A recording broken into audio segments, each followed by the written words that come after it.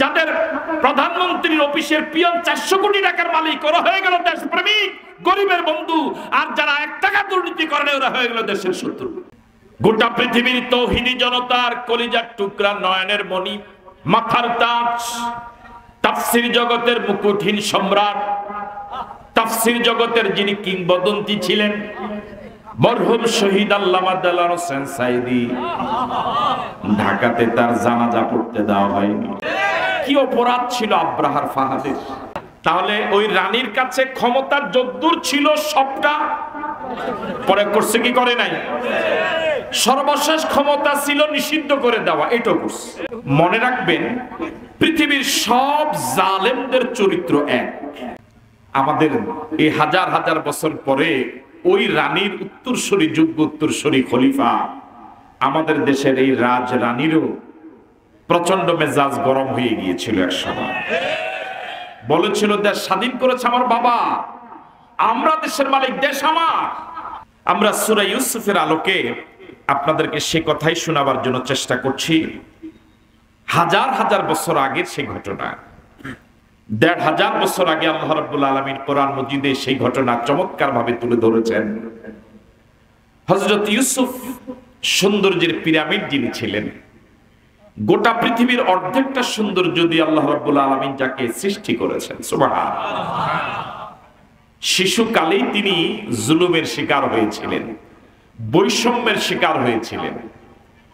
তার প্রতি শিশুকালে যারা জুলুম করেছিল তার অপরিচিত কেউ ছিল না, দূরের কেউ ছিল না, বরং তার একদম কাছের মানুষ, ঘরের মানুষ, নিজের ভাইরা। অন্ধকার কূপে ফেলে দিয়েছিল জীবন শেষ মনে করে। আল্লাহ রাব্বুল আলামিন মাজলুমের জন্য তিনি ছাড়ার কে আছেন? হযরত ইউসুফকে সেখান থেকে বণিক দলের মাধ্যমে উত্তোলন করে মিশরের বাজারে বিক্রির ব্যবস্থা হলো। মিশরের মার্কেট থেকে হযরত ইউসুফকে যিনি কিনে নিলেন, তিনি গরিব কেউ নন, বরং তৎকালীন মিশরের অর্থমন্ত্রী আজিজে মিশর, মিশরের বাদশা ছিলেন। হযরত ইউসুফ নবীকে কিনে ইউসুফ নবীর সুন্দর চেহারা, মার্জিত ব্যবহার, সুন্দর আচরণ, চারিত্রিক বৈশিষ্ট্য, তার মেধা, তার যোগ্যতা, তার বাচনভঙ্গি সব অবজার্ভ করে ওই রাজা তিনি বুঝেছিলেন যে এই ছেলেটা বিক্রি হওয়ার মতো, গোলাম হওয়ার মতো কোনো ছেলে নয়, এই ছেলেটা কোনো না কোনো জুলুমের শিকার হয়েছে। এই জন্য তিনি তার রানীর কাছে গিয়ে বলেছিলেন, দেখো, যদি আমি টাকা দিয়ে কিনে এনেছি, এই ছেলেটার প্রতি কেনা গোলামের মতো আচরণ করবে না, বরং ভালো আচরণ করবে। হযরত ইউসুফ নবী সে রাজপ্রাসাদে ধীরে ধীরে বড় হচ্ছিলেন, যৌবনে ভরা ইউসুফ। কুনজর পড়েছিল এবার রানীর। রানী এই মাজলুম ইউসুফকে বশে আনবার জন্য, কর্মী বানাবার জন্য, অনুগত বানাবার জন্য, রানীর কথা শুনতে বাধ্য করার জন্য এমন কোন হেন চেষ্টা নাই যা করে। কিন্তু সে যত চেষ্টাই করে, সব চেষ্টায় সে শতভাগ ব্যর্থ হয়। হযরত ইউসুফ শতভাগ পাশ করে ফেলেন, সুবহানাল্লাহ। একটা সময় রানীর মেজাজ প্রচন্ড গরম হয়ে গেল যে তুমি একটা কেনা গোলাম, আমার স্বামী তোমাকে কিনে আনলো, আমি তার স্ত্রী, আমি রাজরানী, আমার কথা শুনতে তুমি বাধ্য, আমরা তোমাকে গোলামের মতো আচরণ করি না, মেহমানের মর্যাদা দিয়েছি, এরপর আমার কথা শুনবা না? মেজাজ গরম হওয়ার কথা না? আপনাদের তো জবান এখনো গরম হয়নি। মেজাজ গরম হওয়ার কথা না? বড্ড গরম।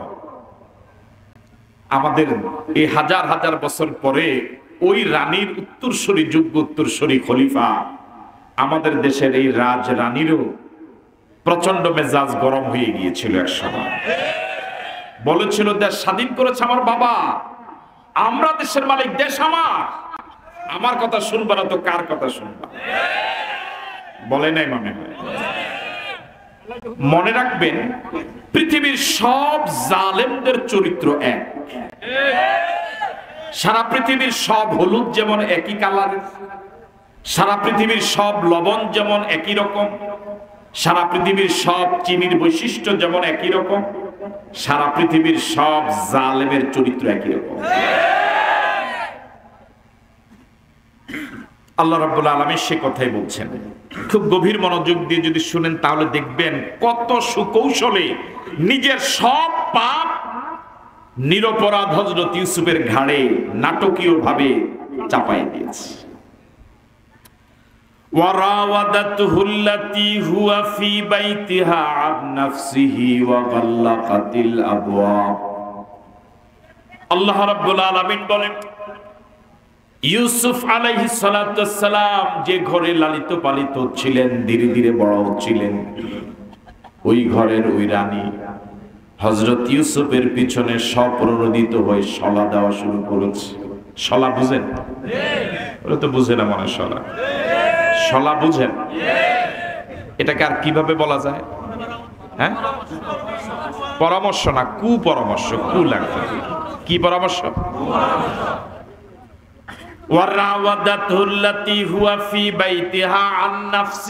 নিজ থেকে স্বপ্রণোদিত হয়ে, কেউ বলা লাগে নাই, কেউ হিসপ্যারিং করে নাই, নিজ থেকে সে হযরত ইউসুফের পিছনে শলা দেওয়া শুরু করেছে।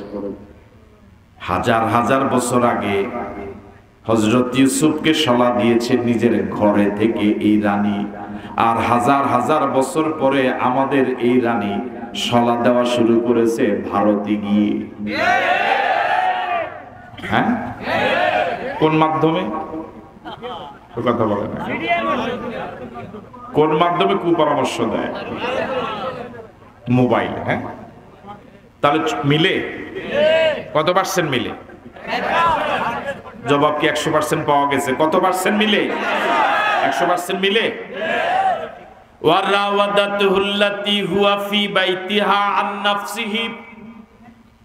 শলা দেওয়া শুরু করেছে, দীর্ঘদিন শলা দিচ্ছিল, অনেক সময় দিয়েছে।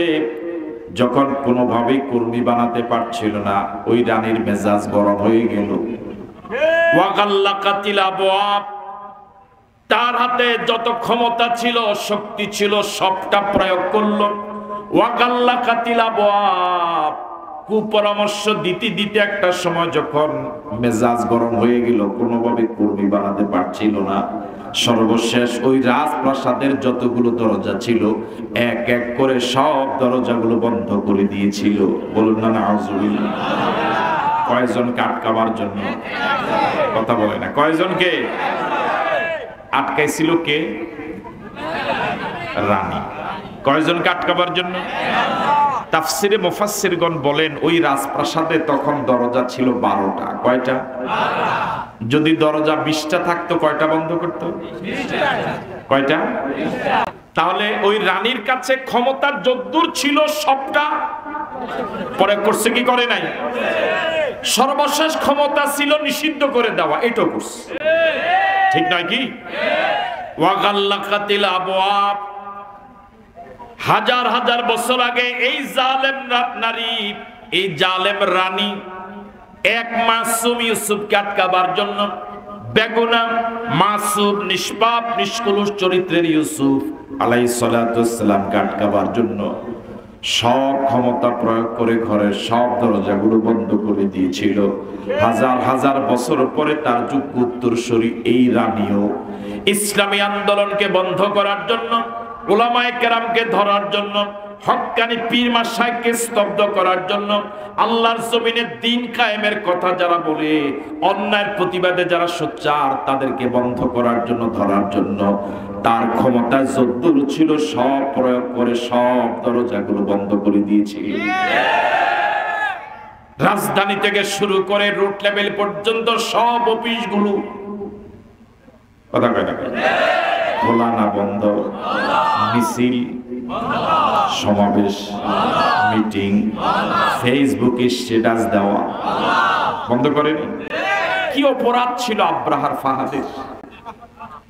একটা মেধাবী ছেলে, বাংলাদেশের সম্পদ, আগামীর বাংলাদেশ, বুয়েটের ছাত্র। তার অপরাধ ছিল শুধু সে ভারতের বিরুদ্ধে একটা স্ট্যাটাস দিয়েছিল তার ফেসবুক পেজে। সারা রাত ছেলেটাকে বাই রোটেশন পর্যায়ক্রমে মেরে মেরে এক গ্রুপ তাকে মেরে ক্লান্ত হয়ে যেত, দ্বিতীয় গ্রুপ আবার মায়ের শুরু করত।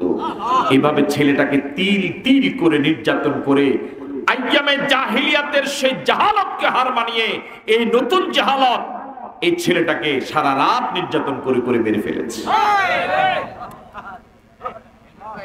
ওয়াগাল্লাকাতিল আবওয়াব, এই জালেম এই রানী সব দরজাগুলো বন্ধ করে দিয়েছিল। কথা বলা যাবে না, মিছিল করা যাবে না, মিটিং করা যাবে না, সমাবেশ করা যাবে না, নিবন্ধন বাতিল, মার্কা বন্ধ, সব বন্ধ। কথা বলে না কিছু? আপনাকে আসেন এখানে? এমনকি মাজলুমরা দুনিয়া থেকে যাদেরকে বিদায় করে দেওয়া হলো তাদের জানাজাও বন্ধ। দেশের শ্রেষ্ঠ সন্তান, গোটা পৃথিবীর তৌহিদি জনতার কলিজার টুকরা, নয়নের মণি, মাথার তাজ, তাফসীর জগতের মুকুটহীন সম্রাট, তাফসীর জগতের যিনি কিংবদন্তি ছিলেন, মরহুম শহীদ আল্লামা দেলোয়ার হোসেন সাঈদী, ঢাকাতে তার জানাজা পড়তে দেওয়া হয়নি, বরং অসংখ্য শহীদ মাজলুমের গায়েবানা জানাজা পড়ার অপরাধে আমার ভাইয়েরা জানাজা থেকে গ্রেফতার করে জেলে দেওয়া হয়েছে। বাবার জানাজা পড়েছে ছেলে, জানাজা শেষে ছেলেকে আয়না ঘরে নিয়ে ৮-৯ বছর চোখ বন্ধ করে অন্ধকারে রেখেছিল। ওয়াগাল্লাকাতিল আবওয়াব, এক ইউসুফকে আটকাবার জন্য হাজার হাজার বছর আগে ওই জালেম, ওই রানী ঘরের সব দরজাগুলো বন্ধ করে দিয়েছিল। তার যদ্দুর ক্ষমতা ছিল, ক্ষমতা দেখায় যাচ্ছে। হাজার হাজার বছর পরে এই রানীও ইসলামী আন্দোলনকে বন্ধ করার জন্য তার যদ্দুর ক্ষমতা ছিল সব ক্ষমতা প্রয়োগ করেছে।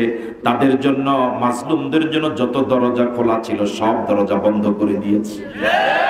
দেয় নাই?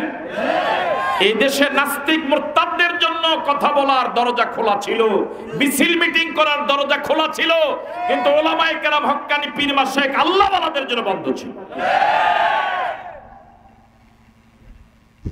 কি অপরাধ ছিল শাপলা চত্বরের 13 সালের 5ই মে হেফাজতের যারা সেখানে গিয়েছিলেন তাদের সিংহভাগই রাজনীতির সাথে সরাসরি সম্পৃক্ত ছিলেন না। সাধারণ উলামায়ে কেরাম গিয়েছিলেন, আর মাদ্রাসার তালিবুল ইলম, কোরআনে হাফেজরা গিয়েছিলেন। রাতে বাতি অফ করে, ব্রাশ ফায়ার করে হাজার হাজার তালিবুল ইলমকে, কোরআন হাফেজকে শুধু মারেই নাই, লাশগুলো পর্যন্ত গুম করে ফেলেছে। দরজা খোলা রেখেছে না বন্ধ করেছে? তাহলে মিলে কত পার্সেন্ট মিলে? ওয়াগাল্লাকাতিল আবওয়াব ওয়াকালাত হাইতালাক, ওয়াকালাত হাইতালাক, সব দরজাগুলো বন্ধ করার পর এবার ওই জালেম রানী হযরত ইউসুফকে ডাক দিয়েছিল, হাইতালাক, হে তোমাকে বলছি, কাম হিয়ার, এদিকে আসো। নাউজুবিল্লাহ বললেন। উদ্দেশ্য ভালো না খারাপ? হযরত ইউসুফ বড্ড বিপদে পড়ে গেলেন। এই পৃথিবীর সব জালেমেরা মাজলুমদের জন্য সব দরজা যদি বন্ধ করতে পারেও, সক্ষম যদি হয়ও, একটা দরজা পৃথিবীর জালেমেরা কখনোই বন্ধ করতে পারে না। সেটা হলো কার দরজা? আওয়াজ দিয়ে বলুন তো আল্লাহ। আরো জোরে বলুন আল্লাহ। আরেকবার বলুন আল্লাহ। যার কেউ নাই তার কে আছে? হযরত ইউসুফ আলাইহিস সালাতু ওয়াস সালাম দেখলেন দুনিয়ার সব দরজা বন্ধ, কিন্তু আমার আল্লাহর দরজা তো বন্ধ করা যায় নাই। যে দরজা দিয়ে মাজলুমদের জন্য আল্লাহর দয়া এবং রহমত আসে, ওই দরজা কোনোদিন জালেমেরা বন্ধ করতে পারে না। হযরত ইউসুফ এবার সেই আল্লাহর দরজায় নক করলেন, আল্লাহর দরজায় ধরনা দিলেন। সুবহানাল্লাহ। ক্বালা মাআযাল্লাহ, ক্বালা মাআযাল্লাহ, ক্বালা মাআযাল্লাহ। সব দরজাগুলো বন্ধ, এখানে তিনি কেনা গোলাম, তার এখানে আপনজন কেউ নাই, বংশের কেউ নাই, পরিবারে কেউ নাই, বন্ধু কেউ নাই, দুঃখের কথা শুনবার জন্য কেউ নাই। যিনি আছেন তিনি কে? সে আল্লাহর কাছে এবার ফরিয়াদ করে হযরত ইউসুফ বললেন, ক্বালা মাআযাল্লাহ, ও আল্লাহ তুমি আমাকে বিপদ থেকে বাঁচাও।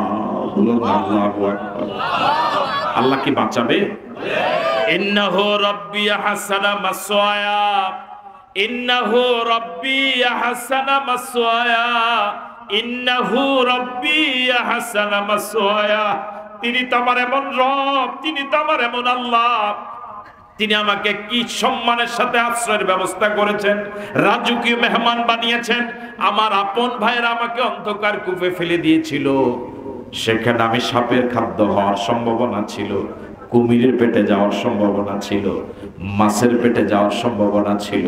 তিনি আমার এমন রব, তিনি আমার এমন রব। আমার ভাইরা আমাকে ভুলে গিয়েছিল, আমার রব আমাকে ভুলে নাই। আমার বিশ্বাস যে আল্লাহ, যে রব আমাকে বিপদের দিনও ভুলে নাই, অন্ধকার কুয়াতে আমাকে ভুলে যায় নাই, ওই আল্লাহ এই রাজপ্রাসাদও আমাকে ভুলে যাবে না। ইন্নাহু রাব্বি আহসানা মাসওয়ায়া, আমার রব আমাকে অন্ধকার কূপ থেকে উত্তোলন করে মিশরের বাজারে বিক্রির ব্যবস্থা করে রাজপ্রাসাদের মেহমান বানালেন। একজন গরিবের বাড়িতে যদি আমাকে থাকার ব্যবস্থা করতেন, ক্রেতা যদি গরিব হতো, কিচ্ছু করার ছিল না। মালিক তিনি আমার এমন রব, তিনি আমার এমন আল্লাহ। আমার মালিক, আমার দুনিয়াতে যিনি কিনেছেন, তিনি এই দেশের রাজা। আল্লাহ পাক দয়া করে আমাকে রাজপ্রাসাদের মেহমান বানালেন। যে আল্লাহ আমাকে এত সম্মানজনক আশ্রয় দিলেন, যে আল্লাহ আমাকে এত সম্মানের মেহমান বানালেন, রাজপ্রাসাদের মেহমান বানালেন, ওই আল্লাহর প্রতি আমার এমন আস্থা যে আল্লাহ আমাকে মহিলার জুলুম থেকে বাঁচাবে। আল্লাহ, এই মহিলা কম জ্বালায় নাই, এই রাজপ্রাসাদে আমাকে মানসিক নির্যাতনে রেখেছে, দিনের পর দিন আমার পিছনে সময় দিয়েছে, আমাকে কম নির্যাতন করে নাই, কম জ্বালায় নাই। এখন আমাকে সর্বশেষ দরজাগুলো বন্ধ করে আমাকে তার অন্যায় কাজে বাধ্য করার জন্য সর্বাত্মক প্রচেষ্টা চলেছে। কালা মাআযাল্লাহ ইন্নাহু রাব্বি আহসানা মাসওয়ায়া, তিনি তো আমার এমন রব, তিনি তো আমার এমন রব যিনি আমাকে সম্মানজনক বাসস্থানের ব্যবস্থা করেছেন। আমার বিশ্বাস, আমার এমন আল্লাহ আমাকে মহিলার ষড়যন্ত্র থেকেও বাঁচাবে। সে আল্লাহ এখন আছে না নাই? আগের মতোই কি আছে? ইন্নাহু লা ইফলিহুজ জালিমুন, ইন্নাহু লা ইফলিহুজ জালিমুন। তিনি তো আমার এমন আল্লাহ, তিনি কখনো জালেমকে বিজয় দেয় না। আল্লাহু আকবার। এই রানী আপাতত তার ক্ষমতার দাপটে দরজা বন্ধ করার ক্ষমতা তার আছে, ক্ষমতা দেখাইছে, কথা কয় না? নিষিদ্ধ করার ক্ষমতা ছিল, ক্ষমতা দেখাইছে। নিবন্ধন বাতিল করার ক্ষমতা ছিল, ক্ষমতা দেখাইছে। মার্কা বাতিল করার ক্ষমতা ছিল, ক্ষমতা দেখাইছে। ফাঁসি দেওয়ার ক্ষমতা ছিল, ক্ষমতা দেখাইছে। জেলে নেওয়ার ক্ষমতা ছিল, ক্ষমতা দেখাইছে। জানাজা পড়ার নিষেধ করার ক্ষমতা ছিল, ক্ষমতা দেখাইছে। কিন্তু চূড়ান্তভাবে ও বিজয়ী হয় নাই, 16 বছর পরে দেশ ছাড়তে বাধ্য হয়েছে। ইন্নাহু লা ইফলিহুজ জালিমুন, তিনি তো আমার এমন আল্লাহ, তিনি তো এমন আল্লাহ যিনি কখনোই জালেমকে বিজয় দেয় না। আপাতত মিশরের রানী আমার উপরে বিজয় মনে হলেও সময়ের ব্যবধানে এই দাপট তার থাকবে না। সময়ের ব্যবধানে আমি বিজয় হব, ও পরাজিত হবে। ছাত্র জনতা কিন্তু আন্দোলন করেছিল এক দফা, সর্বশেষ দফাটা ছিল পদত্যাগ। দেশ ত্যাগ কি চেয়েছিল? কথা বলে না। কেউ কি দৌড়ানি দিছিল? তো গেল কেন? আমি বুঝতে পারি না। মানে ছাত্র জনতা কি দেশ ত্যাগ করার প্রস্তাব দিছিল? কি দাবি করেছিল? ওনাকে দেশ থেকে পালিয়ে যাওয়ার জন্য কেউ কি বলেছিল? বাধ্য করেছিল? কেউ কি লাঠি নিয়ে দৌড়াই দিছিল? গেল কেন? ওর নিজের উপলব্ধি হয়েছে যে আমি যে পাপ করছি, এই পাপ শুধু পদত্যাগে যথেষ্ট না, দেশ ত্যাগ করা লাগবে। ঠিক নয় কি? কারণ ঘরের মালিক তো জানে ঘরে কি সম্পদ আছে, ওদের পাপের খবর তো ওরা জানে। ওরা যে পরিমাণ পাপ করেছে, এই পরিমাণ পাপ না হলে পরে একটা দেশের সব এমপি, মন্ত্রী, এমনকি রোড লেভেলের সভাপতি, সেক্রেটারি, বাইতুল মোকাররমের খতিব সহ সবাই এক জায়গায় এক যুগে পালা, এটা পৃথিবীতে নাই। তারা এদূর জানে যে অপরাধটা কি না, ছোট না। ইন্নাহু লা ইফলিহুজ জালিমুন, আল্লাহ কখনো জালেমকে চূড়ান্ত বিজয় দেয় না। কি অবাক করা কথা, যাকে নিয়োগ দেওয়া হলো বাহিনীর প্রধান করে, ও ওনার একেবারে বিশ্বস্ত এবং আত্মীয়, খুব আস্থাশীল। ও এসে বলল ৪৫ মিনিট। কয় মিনিট? আপনি কি দেখেছেন ইন্নাহু লা ইফলিহুজ জালিমুন? এতদিন আপনারা বলতেন না হুজুরদের দোয়া কাজে লাগে না, এখন আর আগের দিনের হুজুর? আগে হুজুররা পানিতে ফু দিলে আগুন ধরতো, এখন আর সেই হুজুর?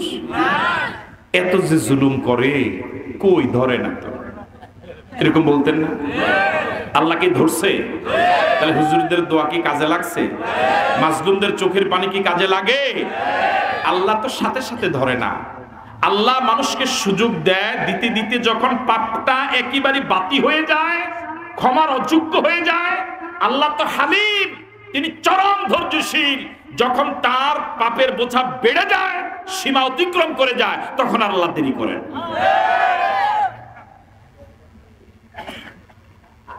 বলা হলো ৪৫ মিনিট। কয় মিনিট? তো প্রস্তাব হলো কি বলো তুমি? হ্যাঁ, এটাই কথা।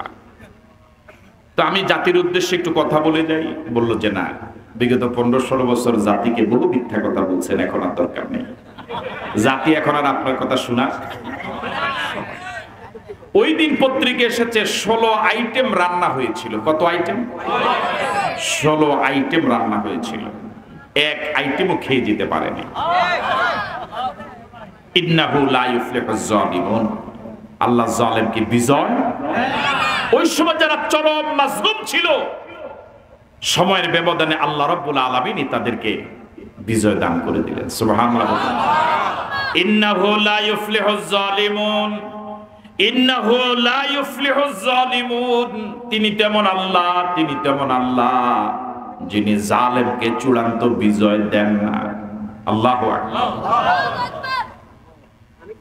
আল্লাহ রাব্বুল আলামিন বলেন, ওয়ালাকাদ হাম্মাত বিহি ওয়া হাম্মা বিহা লাউলা আন রাআ বুরহান রাব্বিহি কাযালিকা লিনাসরিফা আনহু সুআ ওয়াল ফাহশা ইন্নাহু মিন ইবাদিনাল মুখলাসিন। আল্লাহ রাব্বুল আলামিন বলেন, ওই রানী ইউসুফের ব্যাপারে চিন্তা করে ফেলেছিল। ওয়া হাম্মা বিহা লাউলা আন রাআ বুরহান রাব্বিহি, হযরত ইউসুফ চিন্তা করে ফেলতেন, যদি একটা চলন্ত বুরহান যদি তিনি না দেখতেন, একটা জীবন্ত উদাহরণ যদি তিনি না দেখতেন, তাহলে তিনিও চিন্তা করে ফেলতেন সেই বুরহানটার জবাব কি। মুফাসসিরে কেরাম বলেন, সেই বুরহান এবং জীবন্ত জ্বলন্ত উদাহরণের ব্যাখ্যা হলো, সব দরজাগুলো বন্ধ করে ওই রানী যখন হযরত ইউসুফকে কাছে ডেকেছে, এমন সময় হযরত ইউসুফ আলাইহিস সালামের নজর পড়েছে ওই দেয়ালের, রাজপ্রাসাদের দেয়ালে। এতদিন পর্যন্ত ওই রাজপ্রাসাদের দেয়ালে হাতে বানানো মাটির একটা ছোট্ট পুতুল ছিল, ওইখানে ঝুলানো। আজ হঠাৎ হযরত ইউসুফ দেখেন ওই পুতুলের উপরে পর্দা ঝুলানো। কি ঝুলানো? আছেন আপনারা? হযরত ইউসুফ জিজ্ঞেস করলেন, একটার উপরে পর্দা দিলেন কেন? ওই রানী বলেছে, দেখো এটা আমার খোদা। নাউজুবিল্লাহ বললেন, বাকিরা যে বললেন না, আমি তোমাকে দরজাগুলো বন্ধ করে আমার কাছে তোমাকে ডেকেছি, খোদা যদি দেখে ফেলে কত লজ্জাই না লাগবে। চোর হইলেও মানুষ না, চোর হইল কি আছে? আপনারা খালি সব দোষ বলেন, সব দোষ। দুই একটা ভালো কথা কি বলেনি? সত্য কথা কি বলেনি? জাতির সামনে কত সুন্দর করে বলে গেল, আমার অফিসের ফিয়ন ৪০০ কোটি টাকার মালিক, হেলিকপ্টার ছাড়া চলে না। এরকম একটা সত্য কথা বললো, তাও আপনারা বিশ্বাস করেন। হযরত ইউসুফ আলাইহিস সালাম বললেন, দেখো রানী, তুমি যাকে খোদা মানো, এই খোদা হাত না পাও নাড়াচড়া করতে পারে না, চোখ এদিক থেকে সেদিক নিতে পারে না। আবার তুমি এক জায়গা থেকে তোমার খোদাকে আরেক জায়গায় নিয়ে না গেলে খোদা নিজেও যেতে পারে না। এরকম একটা নির্জীব খোদাকে যদি তুমি এমন ভয় পাও, আমার আল্লাহ তো সব দেখে, আমার আল্লাহকে আমি কি পরিমাণ ভয় করা দরকার? জোরে বলেন আল্লাহু আকবার। কাযালিকা লিনাসরিফা আনহুস সুআ ওয়াল ফাহশা, ঠিক এভাবে আমি আল্লাহ অশ্লীলতাকে দূর করে দিয়েছিলাম, বেহায়াপনাকে দূর করে দিয়েছিলাম। কেন করেছিলাম? ইন্নাহু মিন ইবাদিনাল মুখলাসিন, ইউসুফ আমার সাধারণ কোনো গোলাম নন, ইউসুফ আমার নেককার বান্দাদের একজন। বলেন আল্লাহু আকবার। ওয়াস্তাবাকাল বাব ওয়া কাদ্দাত কামিসাহু মিন দুবুরিন ওয়া আলফায়া সাইয়্যিদাহা লাদাল বাব, রাজপ্রাসাদের দরজাগুলো খোলা না বন্ধ? আর আস্তে বলেন, খোলা না বন্ধ? আপনাদের জবান বন্ধ, আপনাদের জবান খোলা না বন্ধ? খোলা।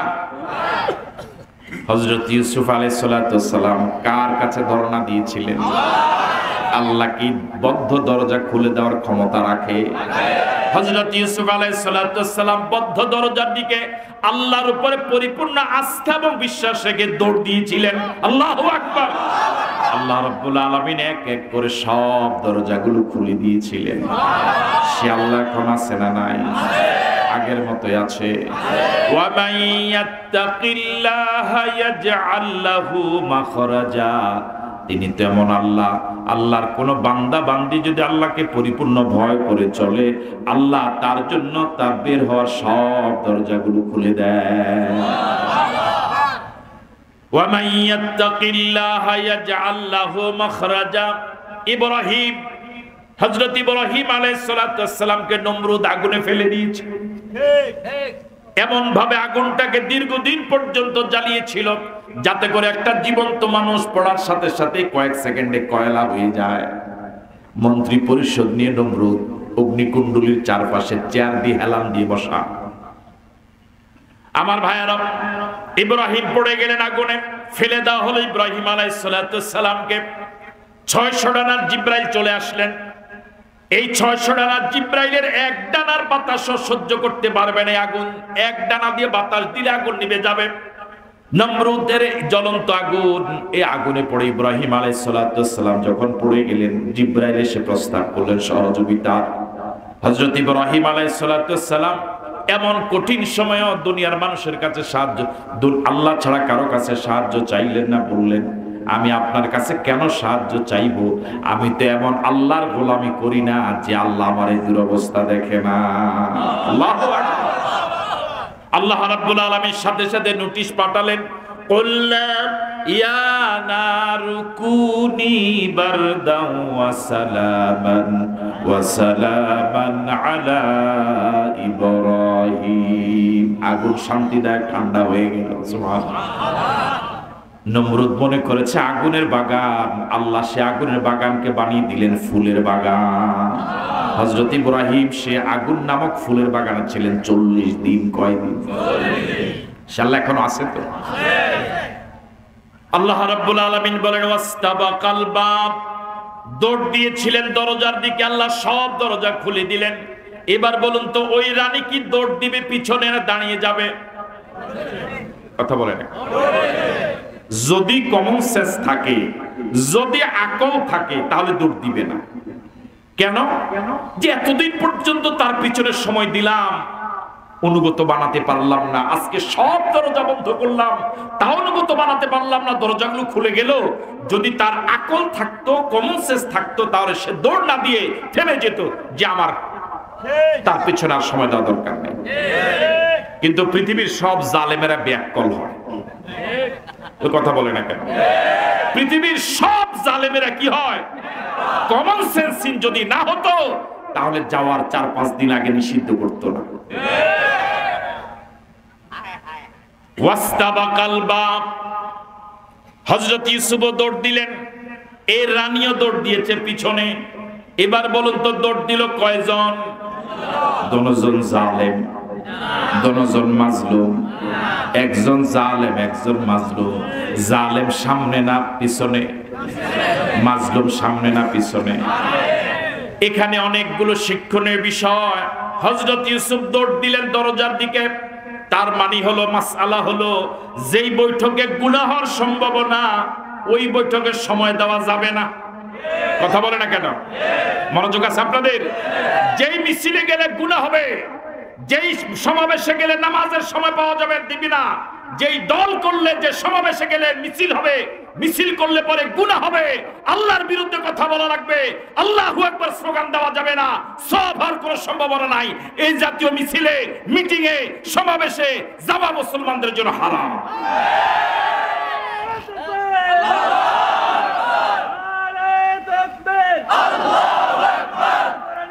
যে বৈঠকে বসলে পরে গুনাহ হবে, মুসলমান ওই বৈঠকে বসতে। হযরত ইউসুফ চিন্তা করেছেন এই জায়গায় যত থাকবো গুনাহ হবে, এই জন্য কি দিয়েছেন? দৌড় দিয়েছেন। আর আমাদের চরিত্র হলো যে জায়গায় গুনাহ হওয়ার সম্ভাবনা, ওই জায়গায় গিয়া নিজের ইচ্ছে করে ওই জায়গায় সময় নেই। আপনি এমন মিছিলে কেন যাবেন যে মিছিলে ঘন্টার পর ঘন্টা সময় দিবেন, একবার আবার আল্লাহর কথা বলা যাবে না, আল্লাহু আকবার বলা যাবে না? আপনি কিসের মুসলমান? নামাজ পড়ার সময় আল্লাহু আকবার বলতে পারেন, মিছিলে গেলে আল্লাহু আকবার বলা যাবে না, এমন মিছিলে যাওয়া যাবে না। ইসলামটাকে ফাইজলামি পাইছেন আপনি। মনে করেন মসজিদে আল্লাহকে বুঝ দিয়া গেছেন, আর এখন যাইয়া মিছিলে যায় নেতারে বুঝ দিবেন। জান্নাতটা এত সোজা? যে মিটিং এ গেলে নেতা নামাজ পড়ে না, কর্মীদেরকে নামাজ পড়তে বলে না, এমন মিটিং আপনি যাবেন কেন? আপনি রাজনীতি এত বুঝেন, ইসলাম বুঝেন না, কোরআনটা পড়তে পারেন না।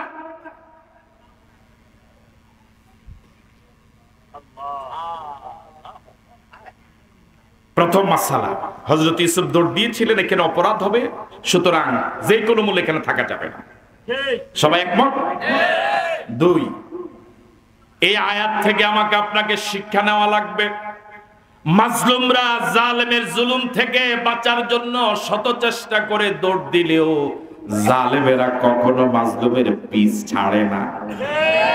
বুঝেন না মানে কথা? উনি তো ওই জালেম রানীর বিপদ থেকে বাঁচার জন্য দৌড় দিয়েছিলেন, তো রানী যেহেতু দৌড় দিয়েছে, গোটা পৃথিবীর সব জালেমেরা, মাজলুমরা দৌড় দিয়ে বাঁচতে চাইলেও জালেমেরা বাঁচতে দেয় না। তিন নাম্বার শিক্ষণীয় বিষয় হলো, জালেমেরা যত শক্তিশালী হোক তারা নৈতিকভাবে চরম দুর্বল, মাজলুমেরা যত দুর্বলই হোক শারীরিকভাবে তারা নৈতিকভাবে শক্তিশালী। এই জন্য এই রানী শত চেষ্টা করে হযরত ইউসুফকে ধরতে পারে নাই, শুধু পিছনে পিছনে দৌড়াইছে। কথা বুঝাইতে পারিনি?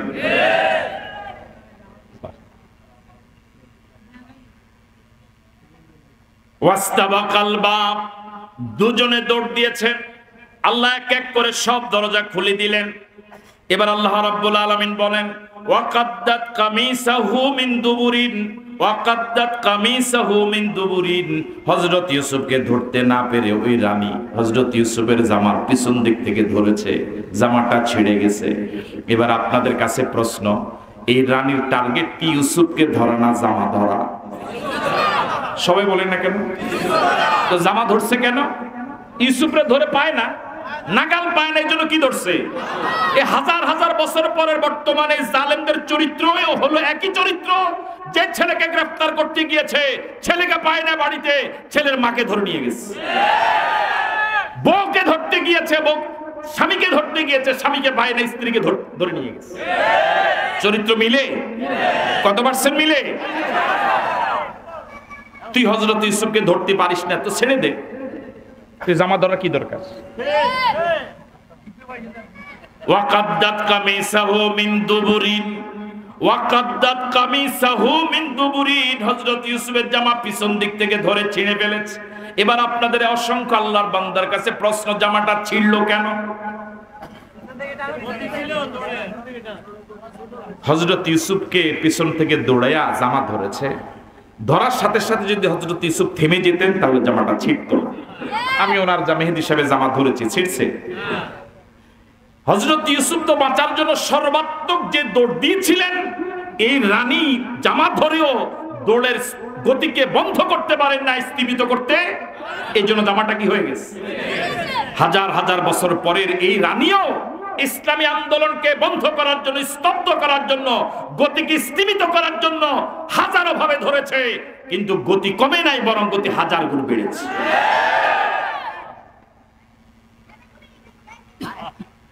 ওয়াকাদ্দাত কামিসাহু মিন দুবুরিন ওয়া আলফায়া সাইয়্যিদাহা লাদাল বাব। এক এক করে সব দরজা খুলে যাওয়ার পর এবার যখন হযরত ইউসুফ এবং ওই রানী মূল দরজায় গিয়ে দেখেন রাজা সেখানে দাঁড়ানো। আল্লাহু আকবার বলুন। যেখানে বাঘের ভয়। এতক্ষণ যারা শুনলেন মনোযোগ দিয়ে নিরপেক্ষভাবে চিন্তা করে জবাব দেন তো, এই পর্যন্ত যা শুনলেন 16 আনা দোষ কার? এই কথাটা সবাই বলতে পারেন নাই। এটা বাংলাদেশের জনগণের বড় সমস্যা। জালেমকে জালেম বলতে না পারা, মাজলুমকে মাজলুম বলতে না পারা। বিগত দিনে যদি জালেমকে জালেম আমরা বলতে পারতাম, জালেম এত দূর আগাতে পারতো না। বিগত দিনে মাজলুমদেরকে যদি এক বাক্যে মাজলুম বলতে পারতাম, এরা মাজলুম, তাহলে এদের প্রতি এত জুলুম হতো না। এই পর্যন্ত যা শুনলেন 16 আনা দোষ কার? হযরত ইউসুফের দোষ কয় পার্সেন্ট?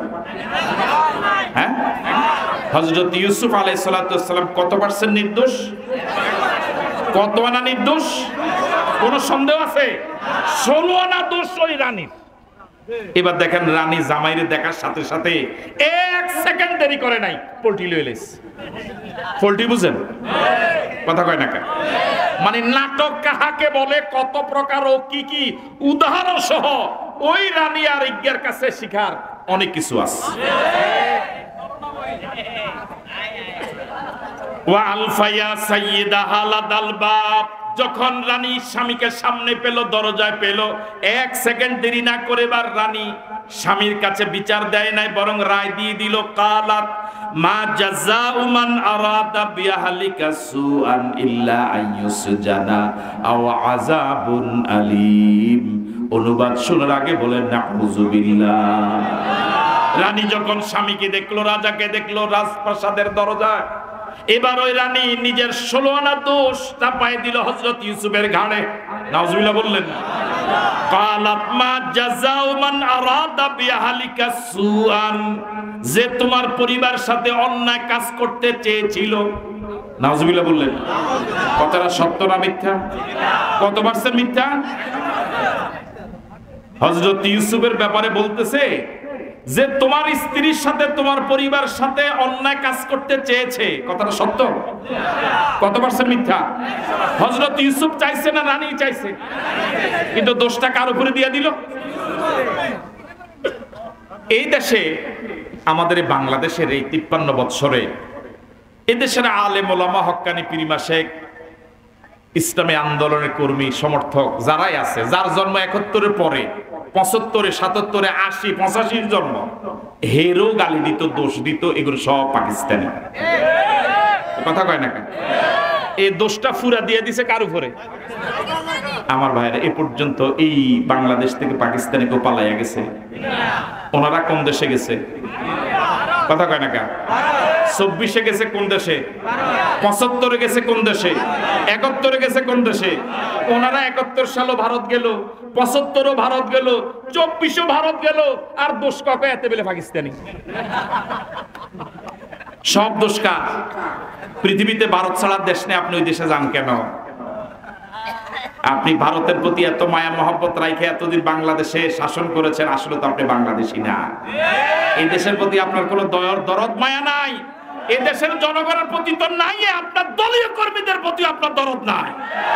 আপনার দলীয় কর্মীদের প্রতি যদি দরদ থাকতো, আপনার দলের নেতা কর্মীদের প্রতি যদি দরদ থাকতো, এভাবে এদেরকে বিপদে ফেলে আপনি যেতেন না।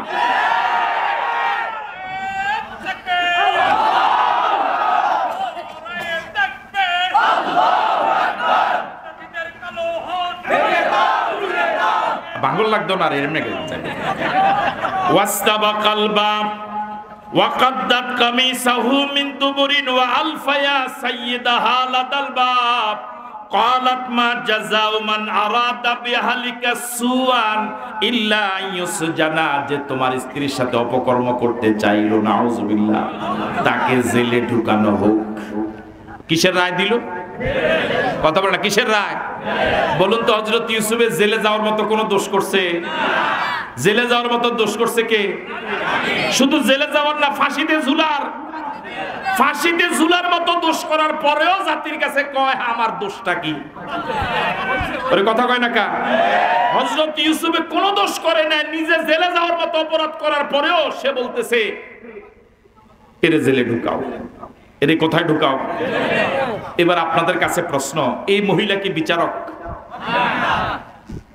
এই মহিলা কি রায় দেওয়ার কোন অধিকার রাখে? তো রায় দিল কেন? তাহলে বুঝা গেল সব সময় এরকম অনধিকার চর্চা জালেমেরা মাজলুমদের প্রতি করেছে। এই রানী সে তো বিচারক না, সে তো জেলে রায় দেওয়ার কোন অধিকার তার নাই, রাইট তার নাই। বিচার করলে তার স্বামী করবে, রায় দিলে তার স্বামী দিবে।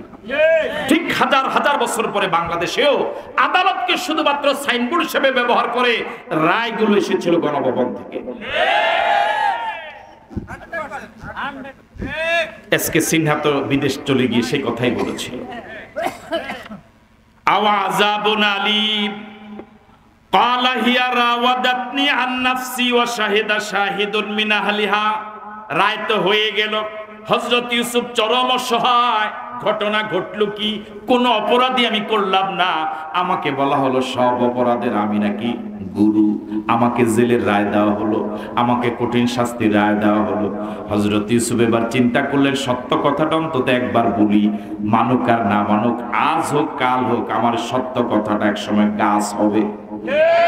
এই জন্য হযরত ইউসুফ এবার বলেন ক্বালা হিয়া রাওয়াদাতনি আন নাফসি, ও জাহাপানা, এই সে রানী যে সব প্রণোদিত হয়ে আমাকে সলা দিয়েছিল, সব দোষ তার। আল্লাহু আকবার। এই আয়াত আমাকে আপনাকে শিখায় একা হলে অন্যায়ের প্রতিবাদ করা লাগবে, বাচ্চার সামনে হলেও, ক্ষমতাধরদের সামনে হলেও, একা হলেও অন্যায়ের পক্ষে, অন্যায়ের বিরুদ্ধে কথা বলাই না।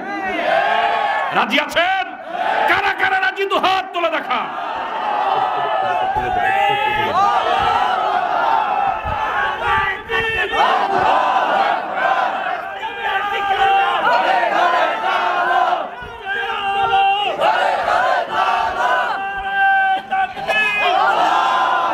এখন বাদশা পড়ে গেল বিপদে। স্ত্রী বলে ইউসুফ দোষী, ইউসুফ বলে স্ত্রী দোষী, এখন সাক্ষীও নাই। কিংকর্তব্য বিমূঢ় আদালতে এখানে বিব্রত বোধ করতেছে। এই যা ঘটনা ঘটতেছে সবকে আল্লাহ দেখেন? কথা বলেন দেখেন? বান্দার চেষ্টা যে জায়গা শেষ, আল্লাহর দয়া সে জায়গা শুরু হয়। সুবহানাল্লাহ। ওয়া শাহিদা শাহিদুন মিন আহলিহা, ওই রাজপ্রাসাদে ছোট্ট একটা শিশু ছিল যার এখনো জবান খোলার বয়স হয়নি, কথা বলার বয়স হয়নি, দোলনায় দোলার বয়স। ওই রানী ওই মাটির বানানো পুতুলের উপরে, মূর্তির উপরে পর্দা ঝুলিয়েছিল খোদা দেখবে বলে, তার ভাষায়, তার দৃষ্টিতে। কিন্তু এই ছোট্ট শিশুটা যদিও কথা বলার বয়স হয়নি, কিন্তু সে তো হাত পাও নাড়াচড়া করে, চোখ তো এদিক সেদিক নেয়, মুখ তো এমন এমন করে। এই রানী ওই ছোট্ট বাচ্চাটার উপরে কিন্তু পর্দা। আল্লাহ রাব্বুল আলামিন এই ছোট্ট শিশুটার জবান খুলে দিলে। সব ক্ষমতার মালিক কে? জনগণ। আমাদের দেশে এরকম রাজনৈতিক দল তো আছে যারা বলে সব ক্ষমতার মালিক জনগণ। এটা বললে কি ইমান থাকবে না যাবে? আরো জোরে বলেন, থাকবে না যাবে? আন্নাল কুওয়াতা লিল্লাহি জামিআ, আন্নাল কুওয়াতা লিল্লাহি জামিআ, সব ক্ষমতার একমাত্র শুধুমাত্র কেবলমাত্র মালিককে। আল্লাহ রাব্বুল আলামিন জবানওয়ালা মানুষের জবান বন্ধ করে দিতে পারেন, আবার যাদের কথা বলার বয়স হয় নাই তাদের জবান দিয়া কথা বলাতেও। ওয়া শাহিদা শাহিদুন মিন আহলিহা, ওই ছোট্ট বাচ্চার জবান খুলে গেল। ওই ছোট্ট শিশুটা এবারে বড় ধরনের একটা ঘটনার সাক্ষী হয়ে গেল। আল্লাহু আকবার বলবেন না?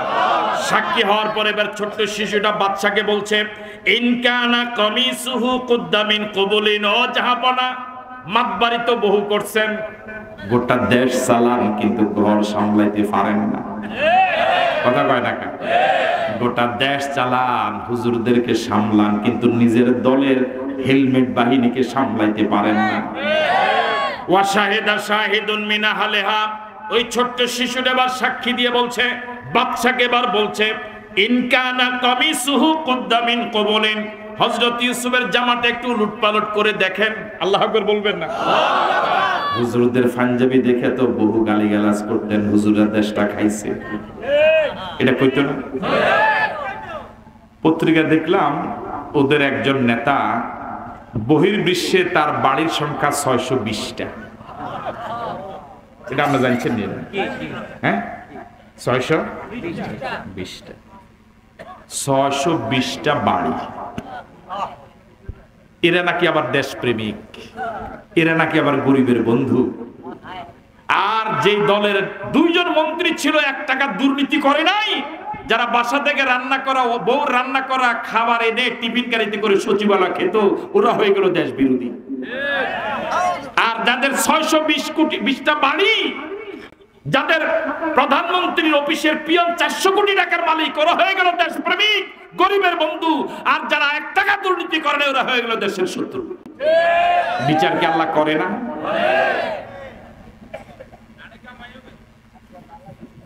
এবার বলছে ইনকানা কামিসুহু কুদ্দা মিন কুবুলিন, যদি দেখো জামাটা সামনের দিক থেকে ছিঁড়া, কোন দিকে ছিঁড়া? ফাসাদাকাত, তাহলে আপনার স্ত্রী সত্যবাদী। ওয়া হুয়া মিনাল কাযিবিন, হযরত ইউসুফ মিথ্যাবাদীদের একজন। আর ওয়া ইনকানা কামিসুহু কুদ্দা মিন দুবুরিন, যদি দেখেন জামাটা পিছন দিক থেকে ছিঁড়া, কোন দিকে? আছেন আপনারা? যদি দেখেন জামাটা পিছন দিক থেকে ছিঁড়া, তাহলে ফাঁকা জাবাত, তাহলে আপনার বউ মিথ্যুক, যদিও রাজরানী। এরপরে তাই কি আমরা মাতেন না কা, তাই ওয়া হুয়া মিনাস সাদিকিন, হযরত ইউসুফ গরিব হলেও, কেনা গোলাম হলেও, অসহায় হলেও তিনি সত্যবাদীদের একজন। রাজরানীও মিথ্যাবাদী, গরিবও সত্যবাদী। আমাদের দেশের এরকম বহু গরিব আছে, রিকশাওয়ালা, ঠেলাওয়ালা, কুলি মজুর, শ্রমিক, দিনে এনে দিন খায়, 3 বেলা পেট পুরে খেতে পারে না, কষ্ট করে সংসার চালায়, এরপরে 1 টাকা দুর্নীতি করে না, চুরি করে না। আর মন্ত্রী এমপিরা টাকার অভাব নাই, এরপরও হাজার হাজার কোটি টাকা লুপাট। পত্রিকা দেখলাম এক সাবেক আমলার বাসায় যৌথ বাহিনী গিয়েছিল অভিযানে, প্রায় 2 কোটি টাকার মতো পেল। তো স্ত্রীকে জিজ্ঞেস করলো, স্ত্রী বলে প্রতিদিন বাজার থেকে 10-20 টাকা করে করে আমি জমা করছি, সে জমানো টাকা। তো ফলাফল তো দুষ্ট, ফলাফল হিসাব করে ফেসবুকে দিছে 15 টাকা করে যদি প্রতিদিন জমায় তাহলে 200 বছর লাগে, না জানে 2000 বছর লাগে, 2000 বছর লাগে। হায় রে আল্লাহ, হায় রে আল্লাহ, এত হাজার হাজার কোটি টাকা লুপাট করে গোটা দেশটাকে ফোকলা বানাই ফেললো, দেশটাকে শেষ করে দিল। ওরা আবার লজ্জার চেহারাটা দেখায় কেমন করে? এই যে এত দুর্নীতি যারা করেছে, মাত্র হাতে গোনা ওদের উপরে লেভেলের এবং রুট লেভেলের কিছু নেতা নেত্রী, ঠিক নয় কি? কিন্তু সাধারণ জনগণ, ওদের সাধারণ কর্মী যে গরিব, সেই গরিব। এই আঙ্গুল ফুলে কলা গাছ হলো, এরা কি কোটি কোটি মানুষ না, এ হাতে গোনা অল্প কয়েকজন। এই জন্য যারা অন্য ভিন্ন মতাবলম্বী আছেন, একটু চিন্তা করে নিজের বিবেকটা খরচ করেন। আপনাকে ব্যবহার করে, আপনাকে কর্মী হিসেবে ব্যবহার করে যারা শত শত কোটি টাকার মালিক হলো, আপনি তো সেই যে গরিব, দুপুর বেলা একটা প্যাকেট বিরিয়ানির প্যাকেট, এই তো এখন তার বিরিয়ানির প্যাকেটও নাই। তা আপনাকে কর্মী হিসেবে ব্যবহার করে যারা শত কোটি টাকার মালিক হলো, আপনার কি হলো? আপনার কি হলো? আপনি কেন তার উপরে উঠার সিঁড়ি হবেন? আপনি তার অন্যায়ের দায়িত্ব কেন নিবেন?